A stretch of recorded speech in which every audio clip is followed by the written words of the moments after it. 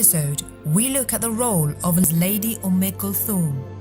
One such lady that she helped bring up and look after was Lady Umm Kulthum. She was also present at Karbala.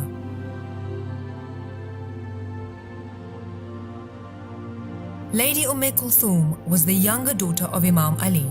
She is known as Zainab Sughra, Sughra meaning the smaller. It is important to note here that the word in Arabic means mother. It is a Kunya. The eldest child name joins the mother's name. For example, Lady Farwa, Lady Salma, to denote identity of a mother. But in some cases, it is not necessarily that case. Sometimes the kunya is used to define characteristics of a person, both negative and positive. For example, Abu Lahab, father of flames, or Abu Jahal, father of ignorance, are two examples who are condemned through their names.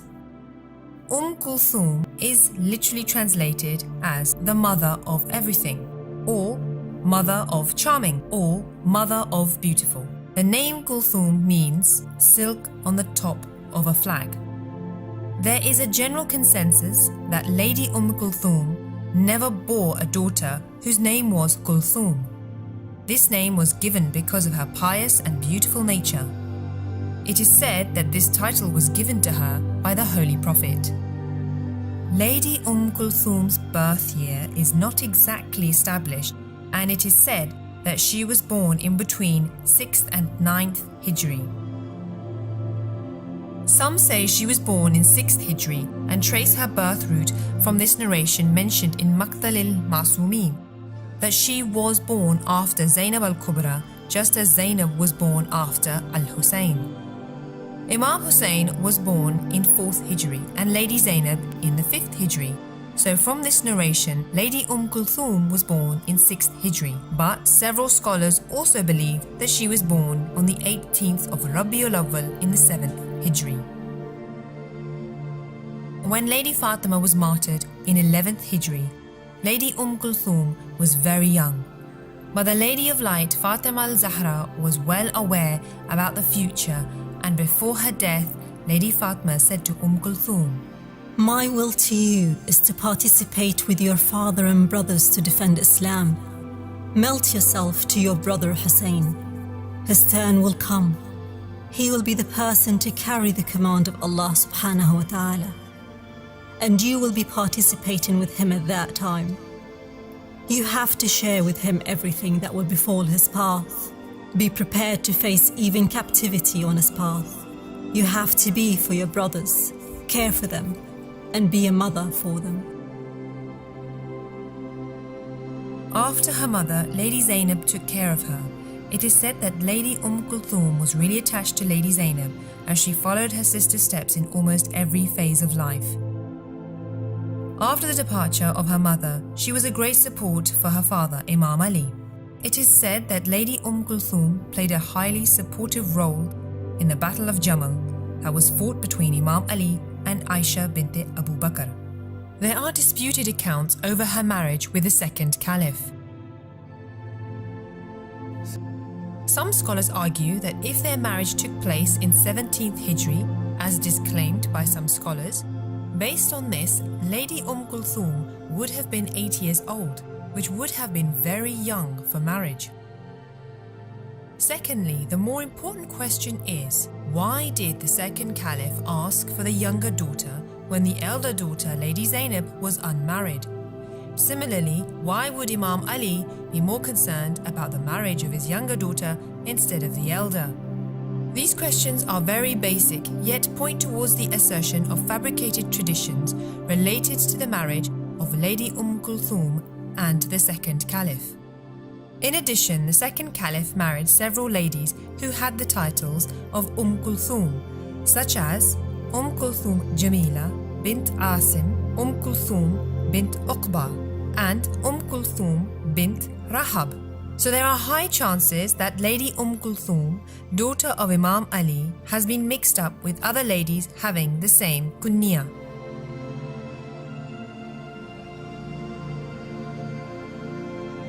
Leading scholars Shaykh Mufid and Allāmah Majlisi have rejected this historical notion of marriage between Lady Kulthum and the second Caliph. In addition, books like Sahih Bukhari and Muslim do not mention this event at all, so the basis of this event is weak and does not have credible evidence. Many scholars agreed that her father, Imam Ali, selected Aun bin Ja'far al-Tayyar ibn Abī Ṭālib as her husband.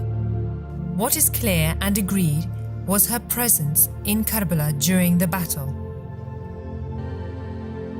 Historians write that on the day of Ashura, her son Qasim bin Aun was one of Imam Hussein's soldiers and was martyred along with his cousins and uncles.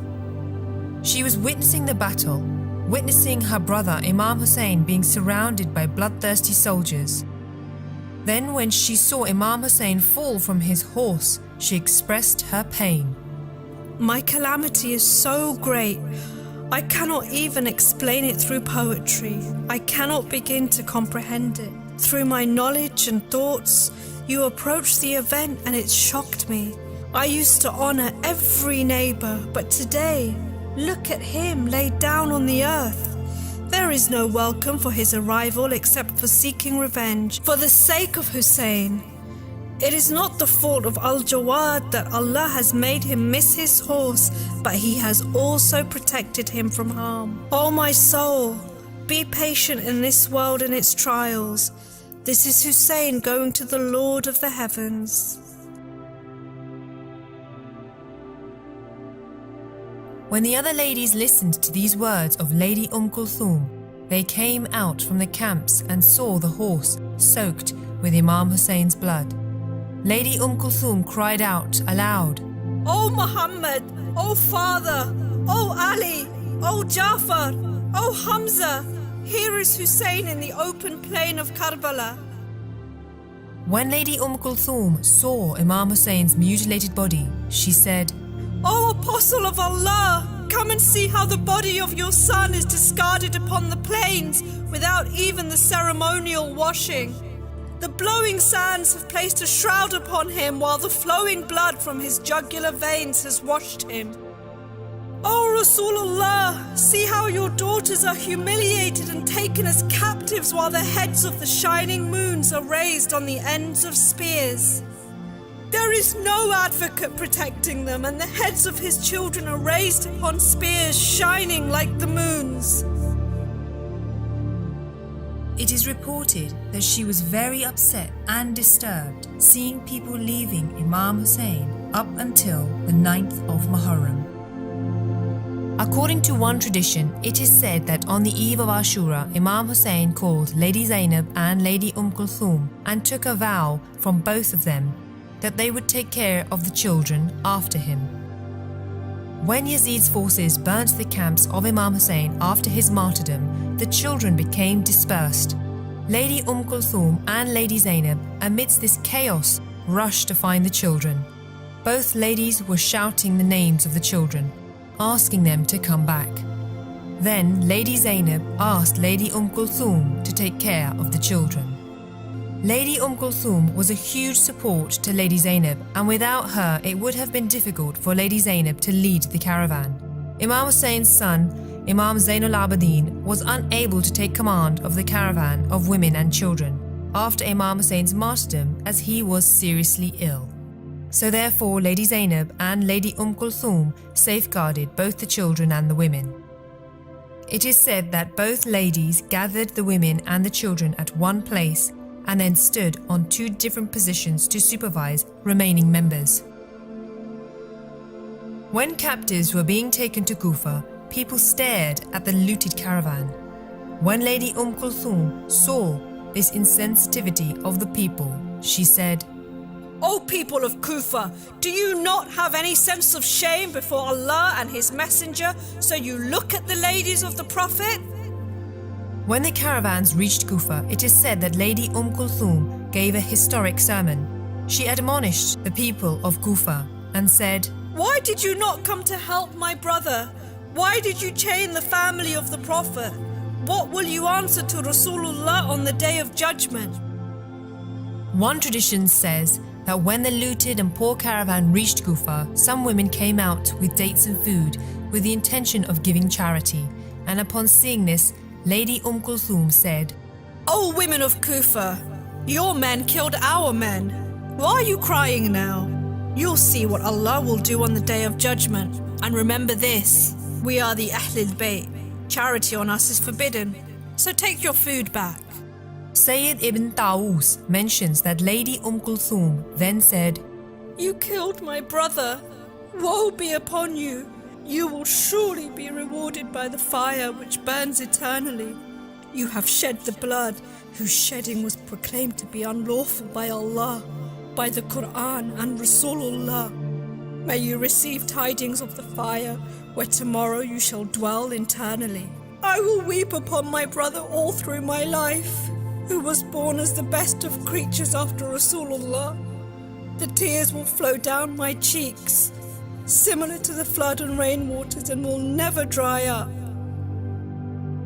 Seeing the whole tragedy of Karbala is itself a big tragedy. It is beyond human strength to witness the peak of brutality and oppression which the women of Karbala had witnessed, and this pain and sense of massive loss could be felt in Lady Kulthum's sermons. She acted similarly as Lady Zainab. At many places, she also protected Imam Zain al-Abidin, realizing the importance of an Imam. When Lady Kulthum saw that the fourth Imam was struggling to stand up properly due to his severe illness, she said, "Confine him, so that the world may not run out of the progeny of Rasulullah." She was brave, fearless, and ferocious in her speech. At many places, she contended the people of Kufa and tried to make them feel guilty over their deceit towards her brother Imam Hussein. Liberation from Yazid's captivity was more emotional and full of grief. Pain and sufferings were clearly visible in the sermons of the Ahlul Bayt in post-prison life. It is said when captives returned to Medina, Lady Kulthum recited these words, "O city of our grandfather, accept us not, for with sighs and griefs we come. We left you surrounded by kith and kin, and returned with neither sons nor men." When she returned to Medina, she dedicated her life to spreading the news of what happened at the tragedy of Karbala. She used to recite poetry and explained how the son of the Holy Prophet Muhammad, peace be upon him, Imam Hussein, was brutally slaughtered, how the family of the Holy Prophet was later captured, chained, tortured, and humiliated. During her life in Medina, she used to hold gatherings to inform the ladies of the community about the significance of attending mourning sessions and to remember Imam Hussein and explain the suffering of Imam Hussein and his companions. Her continuous campaign to spread the message of Karbala was becoming unacceptable to the Umayyad leaders. As a result, she was put under house arrest to prevent her from unmasking Yazid and the Umayyad atrocities against the house of the Holy Prophet. Unfortunately, it is unclear when she exactly died, but many historians believe that she died after 4 months and 10 days after her return to Medina. According to one estimate, it was 10th Rabi'ul Awwal, 61 Hijri, when they reached Medina. It is said that Lady Kulthum was buried in Jannat al-Baqi' in Medina. But there is also a shrine dedicated to her memory in Bab al-Saghir, a cemetery in Damascus. It is unfortunate that there seems to be a lack of research on her life. She played an important role throughout her life. She was a great support to her father, elder brother Imam Hassan, and Imam Hussein during the Battle of Karbala. She shouldered Lady Zainab and shared the burden of pain and suffering when they were taken as captives. After returning to Medina, she mourned and organized exclusive sessions to mourn the martyrs of Karbala. Looking at her contribution, there is plenty of room to conduct research to explore her life further. Many historians agree that the struggle led by Lady Kulthum is understated and underreported due to various reasons. But her sermons, even though very few, suggests that her presence in the court of Yazid was decisive and it challenged Yazid's immoral and ruthless rule. Lady Kulthum and Lady Zainab are two names that stood for one ideology and principle, and that is to stand for justice and display the spiritual supremacy of the Ahlul Bayt. Indeed, Lady Kulthum, with her every act and sermons, reflect the attributes of her father Imam Ali, which helped her throughout the Karbala tragedy.